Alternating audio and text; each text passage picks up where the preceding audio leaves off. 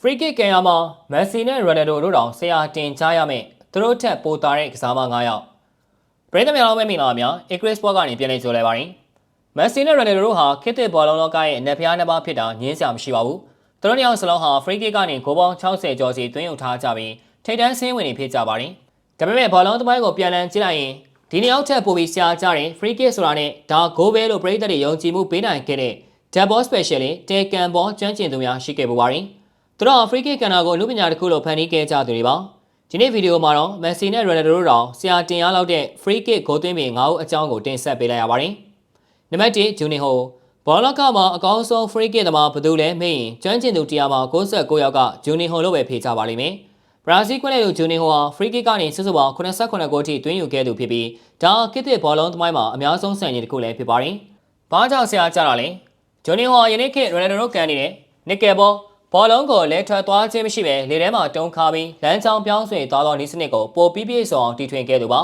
သူဟာဂိုင်း30ကနေပဲကန်ဂိုင်း40ကွာကနေပဲကန်ဂိုးဝင်အောင်ကန်နိုင်သူပါအော်လံပစ်လိုင်ယိုမာကစားတုံးကဘာစီလိုနာဘိုင်ယန်မြူနစ်ရီယယ်မက်ဒရစ်စတဲ့အသင်းကြီးတွေရဲ့ဂိုးသမားတိုင်းသူဒုက္ခပေးတာခံခဲ့ရပါတယ်သူရဲ့ကန်ချက်ကဘောလုံးကိုဘယ်သွားမှမသိအောင်လှုပ်ဆောင်နိုင်စွမ်းရှိပါတယ်ဂိုးသမားတွေကဘောလုံးလာမယ့်လမ်းကြောင်းကိုမှန်းဆပြီးခွန်လိုက်ပေမဲ့လေထဲမှာဘောလုံးကရုတ်တရက်လမ်းကြောင်းပြောင်းသွားလေးရှိပါတယ်အီတလီကနဝင်ပီယာလိုကိုရိုင်ကငါ့ရဲ့ Free kick ပညာကဂျူနီယိုစီကနေတူယူထားတာပါလို့ဝန်ခံခဲ့ပူပါတယ်။နံပါတ်1စီနီဆာမီဟိုင်လော့ဗစ်ဆာဗီယာကန်စင်မူဟောင်းမီဟိုင်လော့ဗစ်ကတော့ငါကဘောလုံးကစားတာကိုမကြိုက်ဘူး Free kick ကန်ရတာကိုပဲကြိုက်တာ Free kick တာမရှိရင်ငါဘောလုံးကစားမှာမဟုတ်ဘူးလို့ပြောခဲ့ပူသူပါ။သူကစုစုပေါင်း Free kick ကို60ကျော်သွင်းယူခဲ့ပူပါတယ်။ဘာကြောင့်ဆရာကြတာလဲ1998ခုနှစ်မှာလာဇီယိုအတွက်ကစားပေးရင်သူအသင်းအောင်ဆန်နိုရီယာဘက်ကို Free kick ကနေကြီးပဲ3ဂိုးသွင်းပြီး hat-trick ရယူခဲ့ပါတယ်။ဒါဘောလုံးသမိုင်းမှာဖြစ်ခဲလာတဲ့အမွေဖြစ်ပါမီအိုင်လော်ဗီရဲ့ကန်ချက်တွေကဒုံးပြန်ပြစ်လွတ်လိုက်တယ်လို့မျိုးပြင်းထန်တယ်လို့လိုချင်တဲ့တောက်ကိုကွေးဝင်သွားအောင်ကန်နိုင်တဲ့အတိအကျမှုလည်းရှိပါတယ်ဒီအချက်ကြောင့်ပဲနောက်ခံလူတယောက်ဖြစ်ပေမဲ့သူ့ကိုပြန်မဲ့တွေကတိုက်စစ်မှုတယောက်လိုကြောက်ရွံ့ခဲ့ကြပါတယ်နံပါတ်3ဇီကိုအဖျော်ပီလီလို့တင်စားခင်ရတဲ့ဇီကိုဟာမက်ဆီမတိုင်ခင်ခင်အောင်ဘောလုံးလောကရဲ့ Free kick ပြင်တပါပါတရားဝင်စင်းတွေရသူဟာ Free kick ကို62ကိုတချို့မှတ်တမ်းတွေရ100ကျော်သွင်းယူခဲ့လို့ဆိုပါတယ်ဘာကြောင့်ဆရာကြတာလဲဇီကို Free kick ကန်ရင်အဝေးကြီးကနေပြေးမလာပါဘူးခြေလန်း2လန်း3လန်းလောက်ပဲဆော့ပြီးဘောလုံးကိုငှက်မွေးလေးတစ်ခုလိုပေါ်ပါစွာကန်သွင်းလေးရှိပါတယ်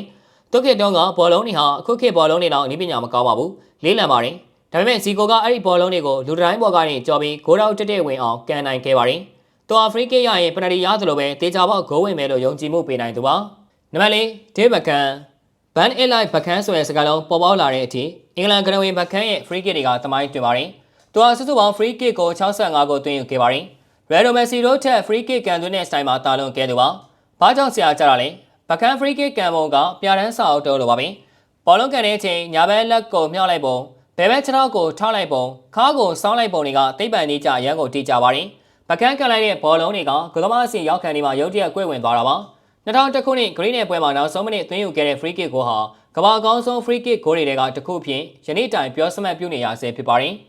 နံပါတ်5ရိုနယ်ဒီညိုမက်ဆီရဲ့ဆရာဘရာဇီးမော်ဆရာရိုနယ်ဒီညိုဟာ Free kick ကနေစုစုပေါင်း66ကိုသွင်းယူခဲ့ပါတယ်။မက်ဆီ Free kick ကန်တောင်တင်ကြားပေးခဲ့တဲ့သူဟာရိုနယ်ဒီညိုလို့ပြောရင်လည်းမမှားပါဘူး။ဘာကြောင့်ဆရာကြတာလဲ။ရိုနယ်ဒီညိုဟာလူတိုင်းပေါ်ကနေကြော်ကန်တာတွေမကပဲလူတိုင်းခုန်လိုက်တဲ့အချိန်မှာအောက်ခြေကနေမြေလိပ်ကန်သွင်းတဲ့နေစနစ်ကိုလူကြံများအောင်လှုပ်ဆောင်ခဲ့သူပါ။သူ့ရဲ့ကန်ချက်တွေကပေါ်ပါပြီးမှော်ဆန်ပါတယ်။2000ကမ္ဘာ့ဖလားမှာအင်္ဂလန်ဂိုးသမားစီမန်ကိုကြော်ပြီးသွင်းခဲ့တဲ့ Free kick ကိုကြည့်ရင်သူ့ရဲ့ညံရည်နဲ့နေစနစ်ဘလောက်မြင်ပါလဲဆိုတာကိုတွေ့နိုင်ပါတယ်။မက်ဆီနဲ့ရိုနယ်ဒိုတို့ဟာဂိုးသွင်းဆက်တွေဖြစ်ကြပြီးဘက်ဆောင်တော်တဲ့ကစားသမားတွေပါဒါပေမဲ့အခုပြောပြခဲ့တဲ့ကစားသမား9ယောက်ကတော့ Free kick တစ်ခုတည်းကိုအတန်မွေးအကြောင်းပညာတစ်ခုလိုလေ့ကျင့်ခဲ့သူတွေဖြစ်တယ်ဆိုရင်ညီကိုတို့လက်ခံနိုင်ကြမလားပြောပြသွားခဲ့ကြပါဦးအစောကြီးကြည့်ရှုပေးခဲ့ကြတဲ့အတွက်အားလုံးကိုကျေးဇူးထူးပဲတင်ရှိပါရခင်ဗျာ